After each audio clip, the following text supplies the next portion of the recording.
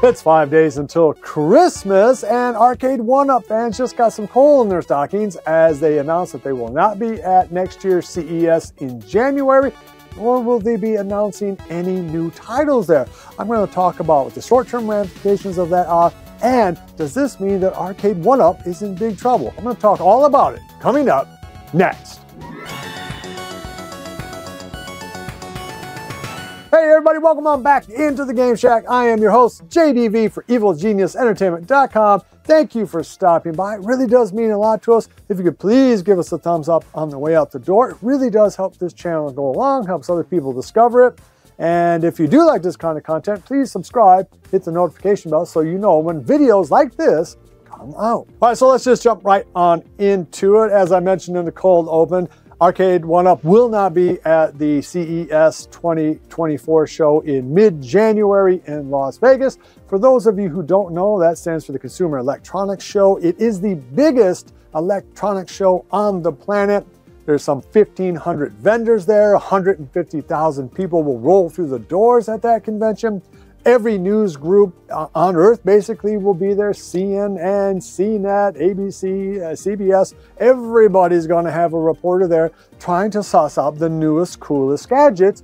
And that's one of the reasons why Arcade1up has attended CES in the past, because if you have a really hot new product and you get a lot of news people interested in that product, it means a lot of free publicity, something that can really help sell that product in the upcoming year. But it costs a lot of money to go to CES. At minimum, it costs around $15,000 to rent a small 10x10 booth. If you get an island, it's around $25,000, and that's just the area. You have to supply the booth itself, the people, the product. You have to travel out there. You have to rent hotel rooms. So a rough estimate of how much it costs to attend CES is kind of starting at around $70,000 and kind of going up from there, presuming you have people there full time and all of that kind of thing. So it is not cheap to attend this, which is why not every company does. But yes, it is an absolutely bad sign for a company that has previously attended CES in the past, including last year.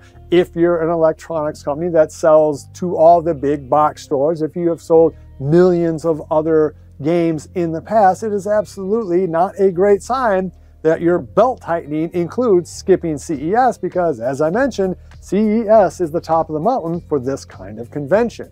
It dwarfs pinball conventions that you might see in Chicago or in some of the other places that happened early this year.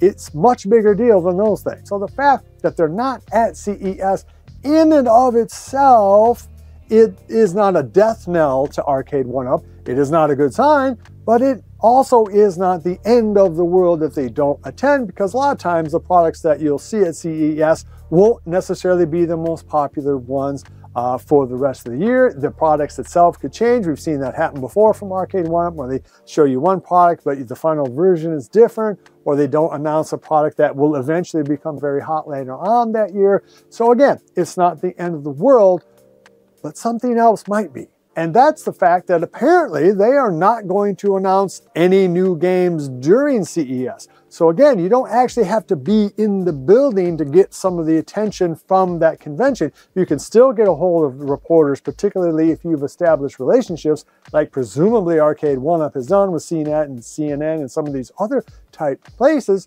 So them not having a new cab to show off to those reporters at this big event where they could still try to get ink, even though they're not actually in the building, is a very bad sign, a much worse sign than them not actually attending the event itself. And it's another indication that they are, again, tightening their budgets if they do not have a game ready to show. Now, all of us, or at least most of us, I presume, have already seen the leaked Alien vs. Predator cab that seems to be legit. That was what a lot of people expected to see at CES. That or an announcement of a Star Wars XL or a Street Fighter XL type cab. The fact that none of that is going to happen and no other cabs are going to be announced in early January is a bad sign, because A, it means that isn't happening. Those cabs aren't ready to show the world, and B, that assumes that those cabs aren't ever going to happen in the first place. It's very telling that last year they basically did nothing but retreads I mean, the only truly new cabs that we saw were the Casino Arcade, Wheel of Fortune. We saw the Time Crisis, which did not sell very well at all, and the very popular Fast and Furious, which you can still get for $400 to $425, depending on where you look, and that was probably the biggest hit that they had. But everything else was a retread, right? Everything else was just essentially removing the riser, lengthening out the thing, and laying back the screen. Not a big deal for a company that has put out millions of cabs. I mean, those designs look cool, and I'm still interested in the deluxe design, but the announcement of that Pac-Man XL really did chop the legs out from under a lot of those deluxe sales, because why buy a deluxe if you just wait around and presumably we'll see it in an XL? I thought that was a very dubious thing to do when you just put out 11 deluxe cabs. And I think that weird strategy probably hurt Arcade1up. I think in a very real sense, it would have been much better to sit on Pac-Man and announce it at CES, and then that would get people to buy all the deluxe cabs that they didn't buy this year. Well, anyway, you look at it, firing the CEO and firing John D., the guy who was in charge of acquiring these titles, is also not a great sign. It's another sign that they are shrinking or really concentrating on money versus putting out really sweet new cabs. Now, every company has got to make money, obviously, or you can't stay in business. But can be really dangerous catch-22 cycle of you don't go to the conventions because you can't afford to. You don't put out truly new cabs or anything revolutionary because you can't afford the expense of designing it, or you can't afford the expense of obtaining the IP. And you can get caught in a vicious cycle where you're sort of stuck in the mud just reissuing the same thing over and over. You got to be very, very careful about belt tightening.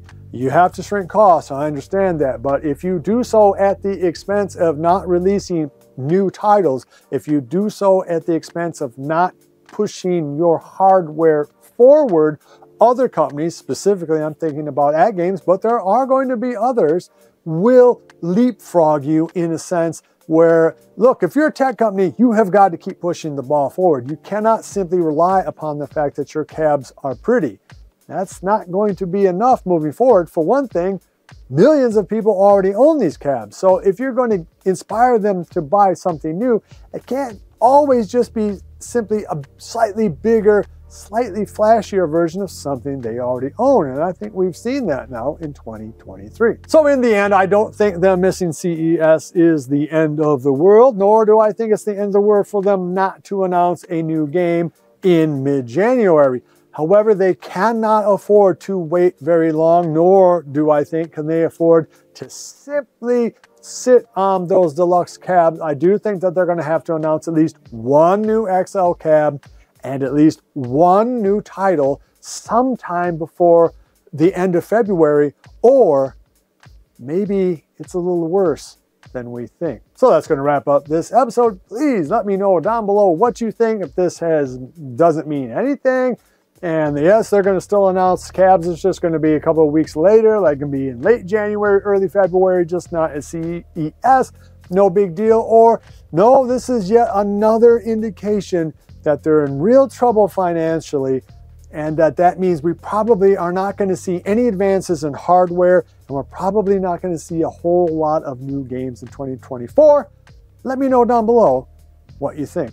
All right, guys, well, I hope your silly season's going good. I probably won't have a new video up until after Christmas. We are going to try to do a Two Fat Drunks Christmas special, so keep your eyes open if you want to have a couple of beers and laugh. Otherwise, love each other, and I'll see you next time in the Game Shack. Mwah! Thanks for stopping by. Merry Christmas! Be sure to visit EvilGeniusEntertainment.com for exclusive content, swag, casting call news, and much, much more.